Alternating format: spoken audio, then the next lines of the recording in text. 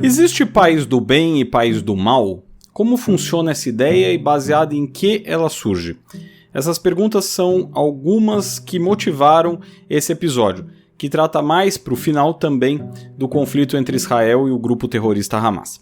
Antes de começar, porém, já deixa seu like, se inscreve no canal para não esquecer, beleza? Dito tudo isso, ouvidos atentos e cabeças abertas que a mosca vai decolar. Brasil ou Argentina? Reino Unido ou França? Estados Unidos ou China? Israel ou Palestina? Essa pequena lista inclui desde rivais históricos até rivalidades inventadas. Brasil e Argentina, por exemplo, estão longe de ser considerados inimigos, ainda que o Galvão Bueno talvez tentasse ampliar uma rivalidade que existe mais dentro dos campos de futebol do que fora deles. Por outro lado, ao longo de boa fatia do século passado, Estados Unidos e União Soviética se enfrentaram em conflitos variados. Havia disputa em guerras, disputas econômicas, mas também de corações e mentes. Capitalismo versus comunismo foi a rivalidade que imperou em quase toda a segunda metade do século XX, mas isso acabou com a queda do regime soviético em 1991. A China, que poderia ter herdado o espólio soviético, se tornou um regime com economia aberta para o mundo, seguindo a cartilha dos comunistas apenas no que diz respeito à organização do país. Atualmente, a ameaça chinesa aos Estados Unidos é econômica e não de regime, percebe? Enfim, de todo modo, países são sempre classificados como bonzinhos ou bandidos. Isso depende de quem fala, é bom dizer. Claro que aqui é necessário excluir aqueles países que, por exemplo, praticam crimes contra a humanidade ou financiam ataques terroristas. Ainda que aqui é bom fazer um parênteses. Do ponto de vista realista, pensando nesse caso como teoria das relações internacionais, a moral que aplicamos na sociedade difere da moral que move ou moveria as nações. Para esse pensamento, para essa teoria, a moral comumente é deixada em segundo plano, à medida que estados agem para atender seus interesses, sobretudo a maximização do poder e a garantia de sua sobrevivência.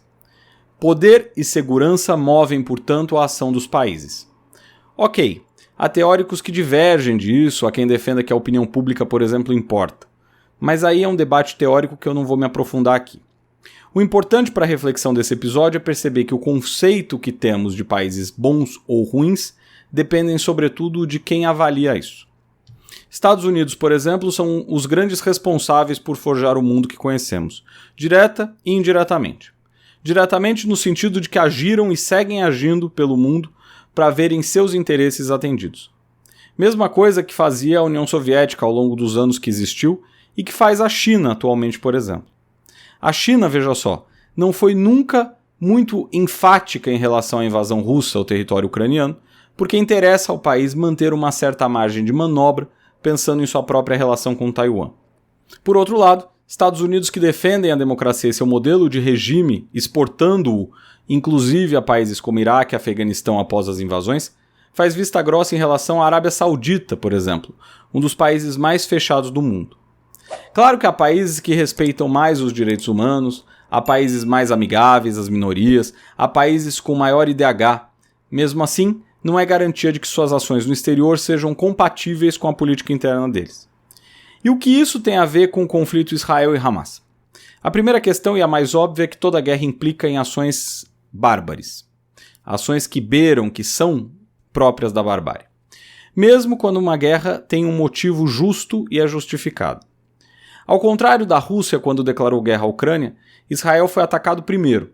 Teve seu território violado pelo Hamas, que fez reféns e matou milhares de pessoas. A reação israelense, por isso, é considerada como justa, já que tem uma causa justa, à medida que a guerra é travada como uma resposta a uma agressão sofrida.